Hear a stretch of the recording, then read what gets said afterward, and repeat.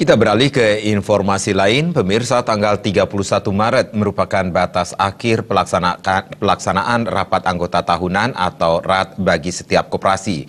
Jika sampai batas waktu yang ditentukan koperasi tidak melaksanakan RAT, maka koperasi tersebut terancam dibubarkan. Kami mohon semua gerakan koperasi atau kadar besar untuk segera melaksanakan RAT.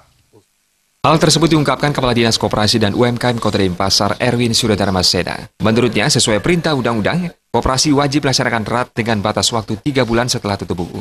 Dari 1.000 lebih koperasi yang ada di Denpasar, sudah 50% atau 500 lebih koperasi sudah melaksanakan RAT. Pihaknya menghimbau agar koperasi yang belum melaksanakan RAT agar segera melakukan RAT. Jika ada koperasi yang tidak melaksanakan RAT sampai batas waktu yang ditentukan, Dinas Koperasi akan memberi surat teguran, dan jika surat teguran dari Dinas Koperasi tidak diindahkan, maka koperasi tersebut dianggap koperasi yang bermasalah, dan Dinas Koperasi tidak akan segan untuk membubarkan koperasi yang tidak melakukan RAT.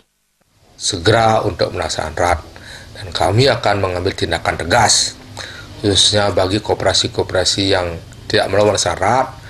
Kita surat tegur, tidak surati, dan malahan bila ada koperasi yang sudah berturut-turut 3 kali, maka itu kami anggap koperasi itu sudah tidak aktif lagi, dan bisa kami menyimpulkan bahwa koperasi itu akan kita bukukan.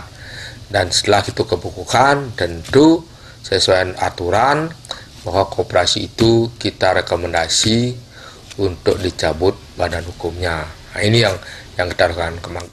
Ditambahkannya, sampai saat ini sudah 79 koperasi bermasalah yang dibubarkan di Denpasar. Pihaknya menginginkan supaya tidak ada lagi koperasi Denpasar yang dibubarkan. Pihaknya tidak mengutamakan kuantitas koperasi namun kualitas. Dengan koperasi yang berkualitas, otomatis kesejahteraan anggota akan terjamin. Angga Ratana, Bali.